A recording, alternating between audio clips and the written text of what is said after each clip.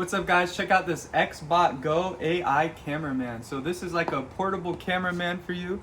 It's a nice little place to put your phone, and it actually auto follows and tracks you so that, and it also stabilizes your phone so that if you're moving, it's gonna stay steady.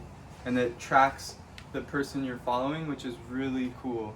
So this could be great for sports, videotaping sports games to track the ball and like certain players, and also just great for if you're gonna film a video where you're moving a lot, because like I said, you could see it auto stabilizes and moves the camera for you to make sure that your tracking is good. So these are the buttons on the front. Has different modes. It also has buttons that can act like a joystick to move your camera around, so that it could, so that you could easily follow the play or track people around, move your camera around, and it's very smooth, just like kind of like a video game controller, very smooth. It also comes with a tripod, so you could set it up nice and flat like that, which is really cool.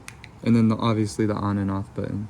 You could tilt it up, tilt it back, go side to side, which is really cool. So go ahead, check it out.